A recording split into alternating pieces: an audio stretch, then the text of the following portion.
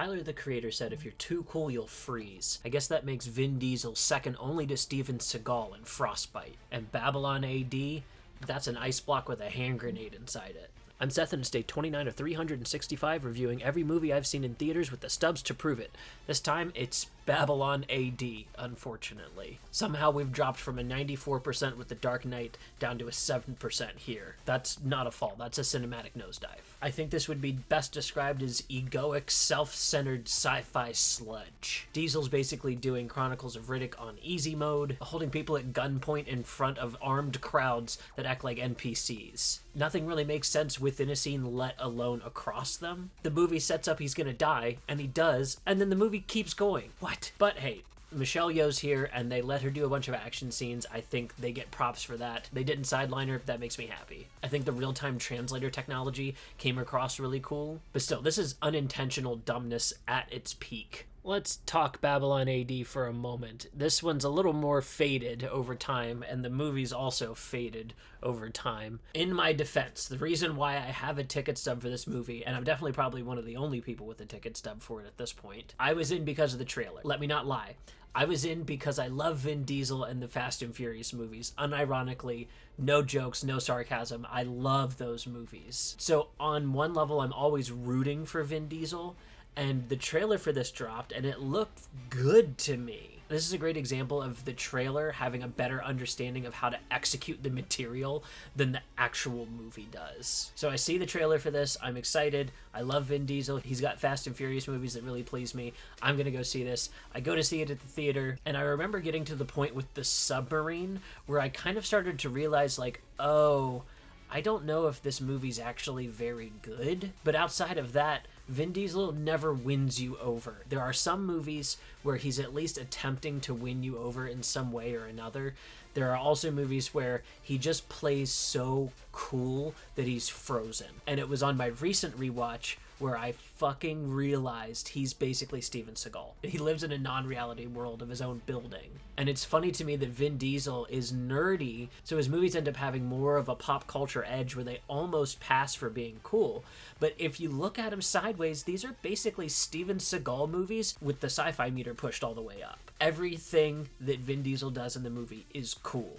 Every version of what he does is the peak top version. He's always got a one-liner. Everybody wants to fuck him. And it turns into this just like XXX soup, I guess. Obviously, these are the kinds of movie that he makes.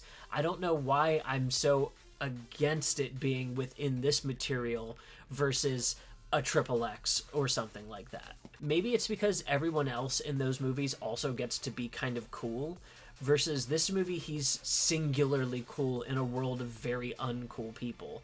But then the things that he does are very uncool. Like, he's just a murderer. This guy's just a murderer, and so I'm supposed to be rooting for him by the end of the movie. And God, we should get into the end of the movie. I don't even know how to talk about the end of this movie. The cut that I watched was the 90-minute cut where they included the shot of the twins having grown to, like, young childhood age. But these twins are presented as two different races. And it gets crazier because if you read the Wikipedia for this, the way it describes this scene is that one of them is supposed to be one of him and the other one is supposed to be one of her. So then if you think about the like sexy moment that they had previously, it starts to look a little Luke and Leia kissing, and that's the nicest read I can give it. There are some really crazy reads to give, oh, these twins are also two different races, and we're not going to speak on that as a movie. This is up to your interpretation. Bruh, I don't know how to interpret this. I don't want to be too negative. This is already at 7% on Rotten Tomatoes. The director's already distanced himself from this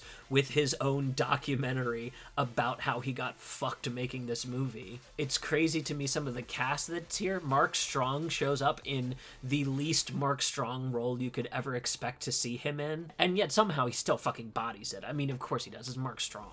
Michelle Yeoh is here, and they don't sideline her. They give her action to do. I'm very hype about that. She's giving her all to this character. You can see that there would have been a lot to get out of this character had they known to concentrate in on the more interesting parts and people in this movie. Vin Diesel's playing a bona fide bodyguard, but not with really anything interesting to bring to the table until suddenly he's key to getting this girl. The way that they set him up as being like so cool that he can even die in this like Jesus Christ moment with the Virgin Mary that is also immaculately conceiving twins that aren't the Christ.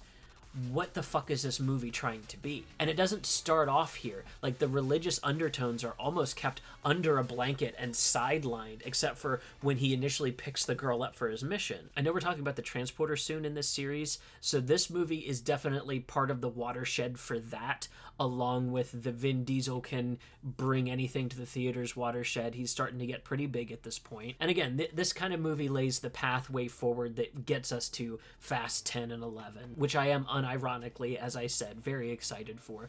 Those movies know that they're silly. Those movies don't need to be sensical, because there's also a lot of heart in the middle of them.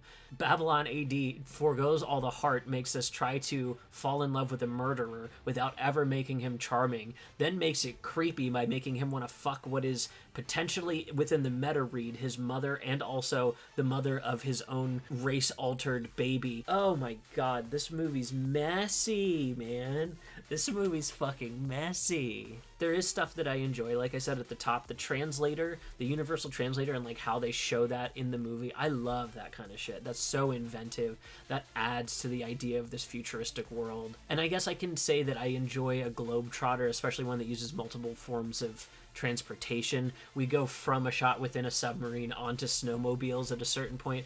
That's a cool jump in a movie. That makes this feel a little more out there, a little more sci-fi. But for a movie that's basically, hey, I ordered Children of Men from Temu, and it's not going to be as good, and it's not going to understand its own metaphors enough to actually want to execute on anything worth saying. My perfect example in this is the opening scene where he goes to get $20 back from somebody that sold him a faulty gun. And he does that by pulling a faulty gun in front of a bunch of armed people who act like they want to do something about it, but then don't. I don't know if it's meant to be understand that this guy's so hulking and large that they don't want to, because he is a big guy, but this movie's trying to shoot him to be even bigger than he actually is. You can tell on the day that the direction was kind of vague and just like, oh, just get up in his business and surround him and make it look like there's something happening. But there's no real tension in the scene. The realistic way for this to play out is him pull a gun on somebody else pull a gun on him. We have instant tension around somebody that we understand to be our protagonist at the beginning. No. That would make Vin Diesel look ill-prepared and not cool, and right now we're trying to make him look cool as fuck. So he just walks up to this guy and holds him at gunpoint while a bunch of people are surrounding him with guns, not doing anything about it. Skip ahead 3 minutes in the movie, and he covers his rabbit dinner as somebody explodes in behind him, and he does nothing but drop cold-ass fucking lines over his ruined dinner. Oh my god, this movie really needs me to believe that this guy's just as cool as any other Vin Diesel role, if not cooler, if not crazier. The movie goes out of its way to kill him, sacrificing him, and then brings him back with a cool fucking cyborg arm. Oh my god, like, are you infallible? What is going on here? This is starting to feel too much like Film Rescue, so I think this is where I'm going to end the review of Babylon AD.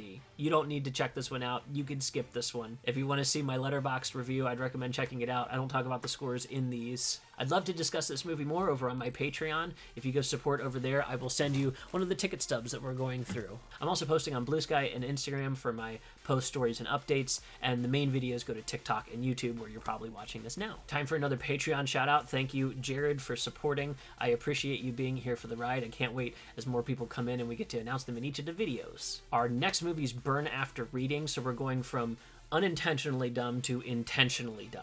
I love Brad Pitt in that movie. I've watched it semi-recently, but I never need a reason to rewatch Burn After Reading. I think it's so fucking funny. If you've watched me this far, go ahead and give me a follow. That's going to do it for this one. I will see you tomorrow.